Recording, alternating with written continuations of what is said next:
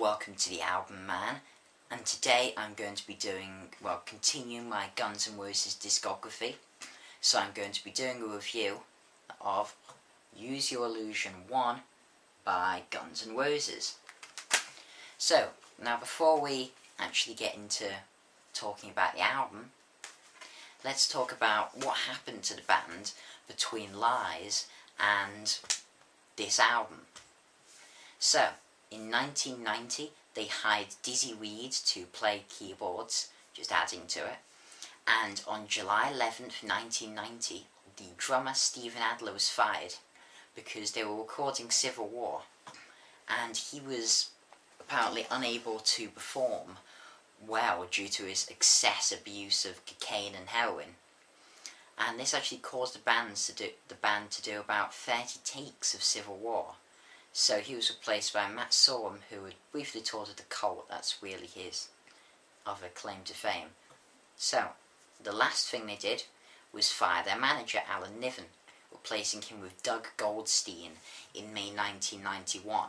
And that was really because Axl was throwing a tantrum and said he wouldn't complete the album until Alan Niven was sacked. So, the band didn't exactly have much choice. So, Use Your Illusion is the first part of the double album, Use Your Illusion, but they were released separately on the same date to make money, and they got to number 1 and 2 in the charts. Use Your Illusion 2 got to number 1, and Use Your Illusion 1 got to number 2. And yeah, so it clearly paid off, and I will review both parts of the album, and then on my Use Your Illusion 2 review, I will, rate them as a whole and give you my final verdict then. So, the albums, later the track listing: Right Next Door to Hell, Dust and Bones, Live and Let Die, Don't Cry, Perfect Crime, You Ain't the First, Bad Obsession, Back Off Bitch, Double Talking Jive, November Rain, The Garden, Garden of Eden, Don't Damn Me, Bad Apples, Deadhorse, and Coma. So 16 tracks. It's about 1 hour 20, something like, no, it's about 1 hour 16 I think. So yeah, pretty long album, and considering this is only part 1. So the album starts off with Right Next Door to Hell, and this song is about the discord between Axl and his neighbour Gabriella Cantor.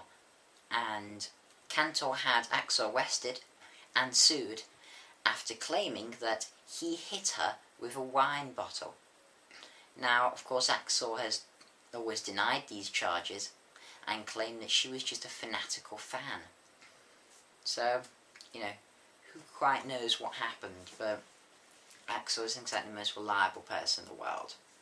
Anyway, this song starts out with a great riff from Slash, and it's a pretty fast-paced opening track. You can certainly hear the Izzy influence in this song, especially the chorus, which is so great.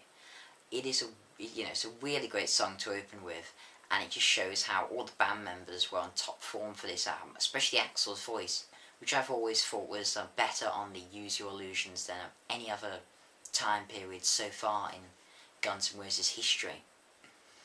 So yeah, great track is Right Next Door to Hell. Right, now we get to Dust and Bones. Now this is the first song on the album to be sung by Izzy, and it certainly has a very Izzy vibe, so it's mainly written by Izzy. And it's also the first song to feature Dizzy Reed on piano. It has a really chilled vibe to it, and it's just a really cool song. It's really nice, and in the chorus Axl comes in as well. Again, just another great song. Really like Dust and Bones.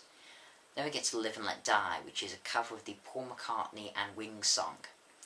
And I think personally the Guns version is easily superior to Paul's. I think this is one of the best songs on the album, and it's just overall so well done.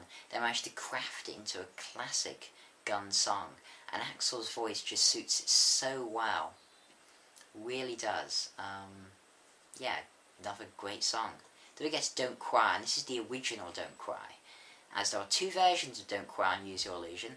The one on Use Your Illusion 1 is the original, and the one on Use Your Illusion 2 has alternate lyrics, but except for that, it is the exact same song. There's also a third version, which was released as a B-side during Appetite, I think, or recorded during then. Certainly recorded during the Appetite years.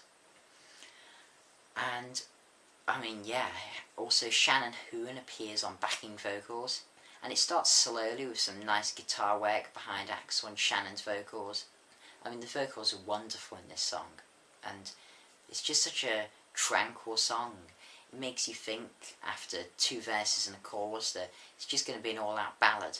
But then Slash comes in and plays an exceptional melodic solo that fits so nicely, and the song ends in a crescendo of Axl and Shannon singing the chorus on top of a second solo by Slash. This is truly a beautiful and magnificent song. It's one of my faves on the album, and yeah, it's just wonderful. Such a good song. I've always preferred the original to the alternate, but as I said, there isn't exactly much difference. Then we get to Perfect Crime, and this turns up the tempo from the solemn Don't Cry, and it's just a great punk influenced song that sounds like it would have fitted perfectly on Appetite. It's overall just a great track with more exceptional guitar work from one of the all-time great guitarists. Then You Ain't the First was written solely by Izzy, and is a nice relaxed acoustic, even folky song. It's the only song since the Lies sessions to be completely acoustic from Guns, and it's also the only Guns song to be in waltz time and have 3 singers, which were Izzy, Axl and Shannon Hoon. Shannon Hoon certainly does crop up quite a lot on Use Your Illusion. It's just a really nice, gentle song. Yeah, it's great. Then we get to Bad Obsession, which is yet another Izzy song, but it was written by West Arkeen as well, who again crops up on a lot of songs through, to us, Appetite and Use Your Illusion. And this song is about tackling the drug abuse and addiction which had haunted the band ever since they became famous. It's another good song, but it's not particularly special. Still, yeah, great song. It's Guns on Use Your Illusion. Then we get to Back Off Bitch, and this song may actually have predated the band and was played certainly during the tours before Appetite's release. It starts off in typical Guns fashion with big guitar sounds before going into a great chorus. I think it's a great song and everyone performs really well on it. Okay, then we get to Double Talking Jive, and this is the last predominantly Izzy song on Use Your Illusion 1. And as I've said, yeah, it has a Izzy vibe to it, and again, him on lead vocals, and he really can sing it. Yeah, you know, when I first heard it, it did surprise me. He really can sing on Double Talking Jive and Dust and Bones. Oh no, along with You Ain't the First. His voice is probably the lead, with Shannon and Axl more backing. Yeah, it's a nice song, but not too impressive. Then we get to November Rain. Now this is written by Axl and was released as a single in June 1992 and reached 3rd on the Billboard's 100 in the States. It is the longest song ever to have got into the Billboard Top 10, and in my opinion it is Guns N' Roses' magnus opus.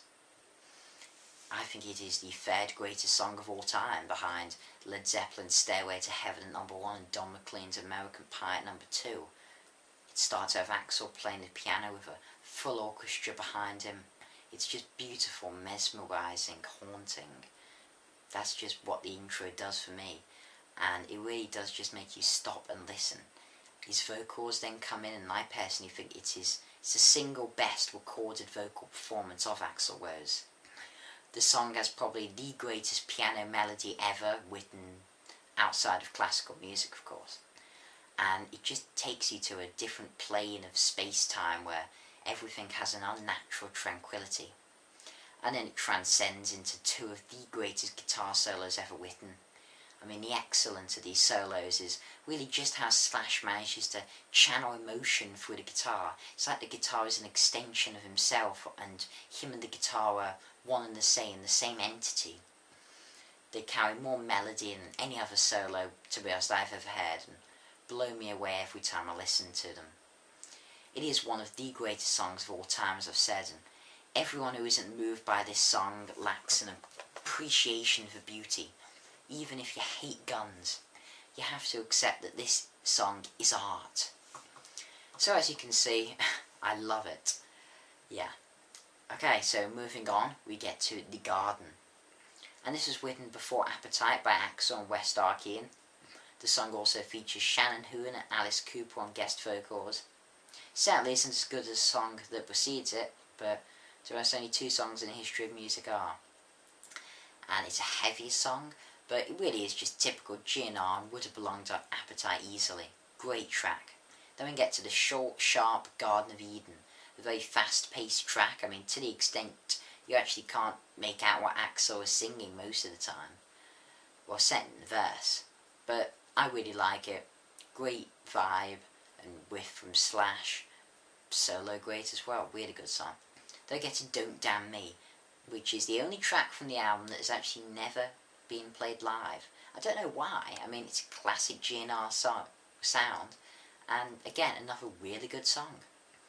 Then Bad Apples, which has only ever been performed live twice. I mean, who knows why, because it has such a catchy chorus and really good solo by Slash. It's actually one of my favourite songs on the album. I've always really liked Bad Apples, I think it's very underrated. Then we get to Deadhorse, which starts acoustically with a guitar riff actually written by Axel. Then the electric guitars come in for the heavier section which dominates the song, and it builds to a climatic end before reprising the opening acoustic section. Again, another absolutely wonderful song. Then we get to Coma, and this is the last track on the album, and it's actually the longest song that Guns N' Roses have ever released, coming at 10 minutes and 13 seconds. And it was actually only ever performed 4 times because of the immense strain it put on Axel's voice. It's a truly epic hard rock song, and it's one of Guns N' Roses' most unknown gems, just like Rocket Queen from Appetite for Destruction. I think it also contains some of Slash's best guitar work and has one of his best riffs. It's just one of those songs that everyone shines on it and it's perfect. It's such a wonderful way to end part 1 of this epic double album. So in conclusion, this is a great album itself and I love it dearly, but there is still Use Your Illusion 2 to go before I give you my final verdict. And I think the review for Use Your Illusion 2 is probably going to end up being up next week. So yeah, hope you enjoyed. This has been the Album Man. Thanks for watching. Comment, rate, subscribe. Follow me on Twitter at The Album Man. And as usual, long live rock and roll.